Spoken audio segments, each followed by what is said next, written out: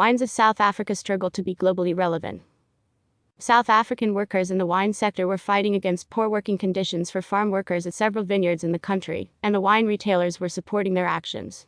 According to the Human Rights Watch, HRW, wine and fruit farm workers in South Africa live in on-site housing unfit for occupancy, are exposed to pesticides without appropriate safety equipment, have limited, if any, access to toilets or drinking water while working, and have many barriers to representation by unions. Economic asset. Farm workers add millions of dollars to the economy of South Africa. However, the people who produce the goods are among the lowest wage earners in the country. According to the Paris-based Organization of Vine and Wine, OV, 2021 data, South Africa ranked 8th among the world's largest wine-producing countries, ahead of Germany and Portugal, behind Australia, Chile, and Argentina. The wine industry in the Western and Northern Cape contributes $550 billion, approximately $30 billion, to the local economy and employs almost 269,000 people. The annual harvest produces approximately 1.5 million tons of crushed grapes, producing 947 plus million liters of wine. Domestic sales record 430 million liters of wine. Export sales total 387.9 million liters. There are 546 plus listed wineries in South Africa, with only 37 crushing over 10,000 tons of grapes, producing 63 cases of wine per ton, 756 bottles per ton. Most of the wine produced is white, 55.1%, including Chenin Blanc, 18.6%, Colombard, 11.1%, Sauvignon Blanc, 10.9%, Chardonnay, 7.2%, Muscat d'Alexandrie, 1.6%, Semillon, 1.1%, Muscat de Frontignan, 0.9%, and Viognier, 0.8%.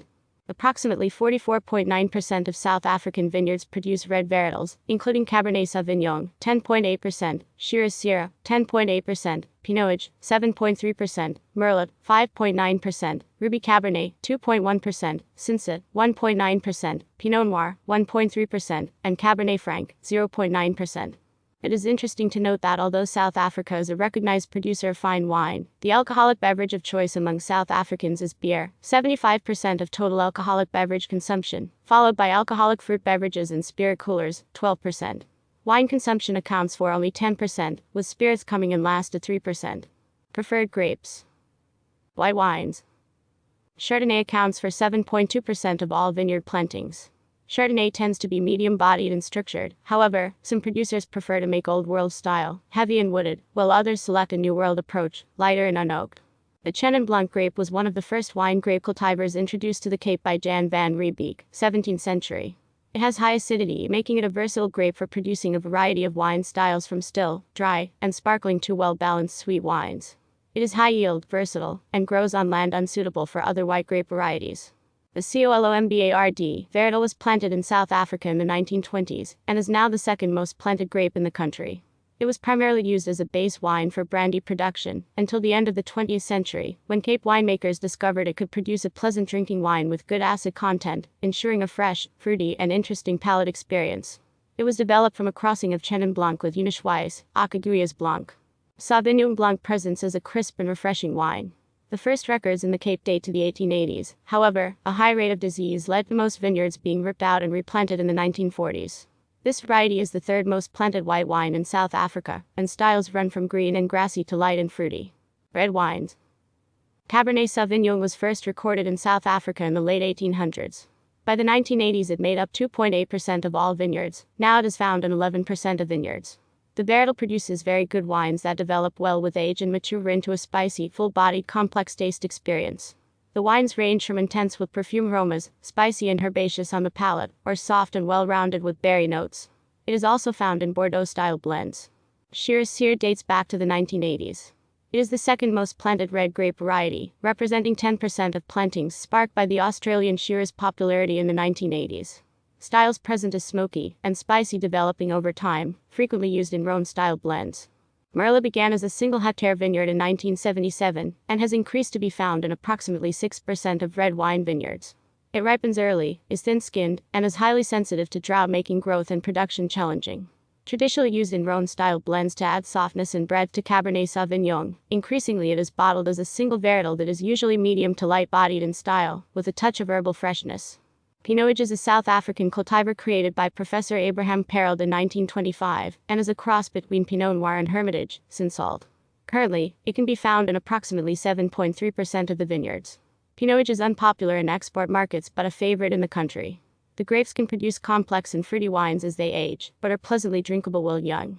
Pinot Noir easy drinking styles produce rose and sparkling wines.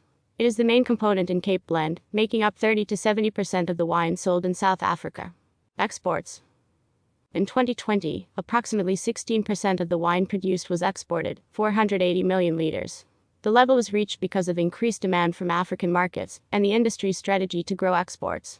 There has been growth in wine exports to other African countries from 5% in 2003 to 21% in 2019.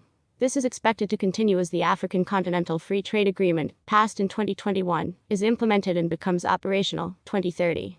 The member nations present a potential market of 1.2 billion people and a combined gross domestic product of $2.5 trillion. It is the end result of many negotiations started in 2015 among the leaders of 54 African nations. South Africa has a free trade agreement with the EU and exports to the US via a duty-free agreement under the Africa Growth Opportunity Act, AGOA. The largest export is bulk wines, and the EU is the biggest market.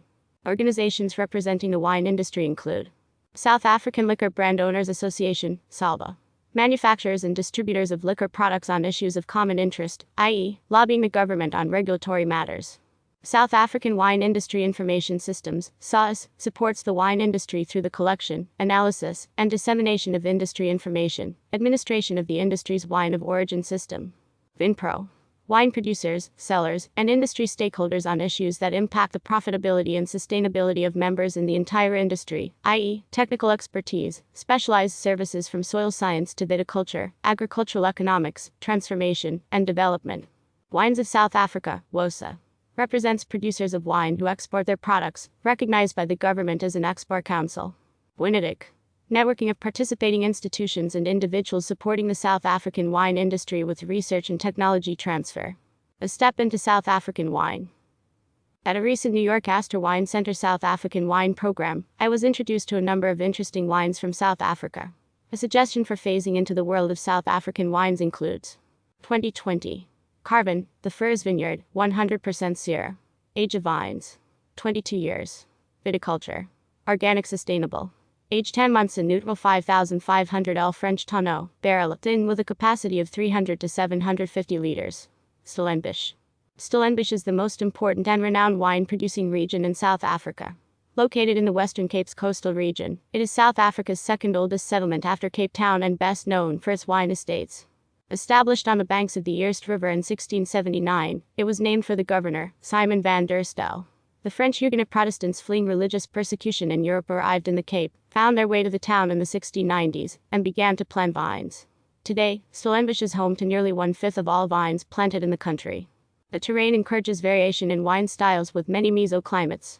The soil is granite, shale, and sandstone based, and the ancient soils are among the oldest on Earth. The mountainsides are mostly decomposed granite, preventing waterlogging and adds minerality. The valley floors have a high clay content with excellent water retention properties. Sufficient rainfall in the winter allows growers to keep irrigation to a minimum. The climate is relatively hot and dry, with cooling southeasterly breezes circulating through the vineyards in the afternoons. The winery. Mick and Janine Craven started their winery in 2013 and produce, exclusively, single vineyard, single variety wines that highlight the different terroirs around Stellenbosch. The Furze Vineyard is owned and farmed by Dean Jalbert in Devon Valley. The soils are rich, deep, and red with high clay content, developing a peppery, meaty experience that cool climate Syrah fans appreciate. The grape bunches are hand-harvested and fermented entirely whole cluster in open-top stainless steel fermenters. The bunches are lightly foot-stomped to extract a bit of juice, and followed by gentle pumpovers once or twice daily to minimize extraction, and maintain as many whole bunches as possible. After 9 days, the grapes are gently pressed into old French puncheons, barrel size, holds 500 liters of liquid, twice the size of a typical wine barrel, for maturation for approximately 10 months. The wine is bottled without fining or filtration, but with a small addition of sulfur. Notes. Ruby red to the eye, the nose finds hints of bell peppers, herbs, smoke, minerality, oak, and blackberry, medium tannins. Wild cherry and raspberry, plums, and jam find their way to the palate with a medium finish, along with suggestions of green stem sensitivities. Headlong irrational progress. The wine industry of South Africa faces harsh realities in the value chain. 1. Glass shortages. 2. Export-import challenges at Cape Town Harbor. 3. Contrast between a 15% increase in farm cost inflation and a 3 to 5% wine price increase. 4. Growing illicit market. In order to endure and prosper, South Africa should 1. Move to a premium positioning in the global market. 2. Focus on inclusive growth. 3. Strive for environmental and financial sustainability. 4. Investigate and adopt smart production systems to ensure a secure future. 5. Plant the right cultivars and clones on the right sites while considering drought-tolerant rootstocks. 6. Use water more efficiently by implementing monitoring systems that continuously measure if, when, and how much to irrigate. 7. Invest in people through training. 8. Use the ready-to-drink model and consider serving sizes, style, and packaging, and investigate opportunities for ready-to-drink products that are usually chilled, carbonated, and blended. 9. The traditional wine drinking population is decreasing. However, some consumers are becoming more engaged and premium-focused, supported by increases in at-home drinking opportunities. 10. Millennial and Gen Z consumers are driving a trend toward moderate drinking and no low-alcohol wines. 11. E-commerce channels are growing and evolving. Online delivery apps are increasingly popular, providing opportunities to increase brand awareness. 12. Wine tourism to take an increasingly important part in the industry's strategic growth plan. 13. SA wineries should benchmark themselves against existing and future wine tourism intelligence futures in terms of composition, visitor statistics, and expenditures. The clock is ticking. Now is the time to seize the opportunity to move assertively towards developing a successful wine future. More news about wine. Dr. Eleanor Gerli. This copyright article, including photos, may not be reproduced without written permission from the author.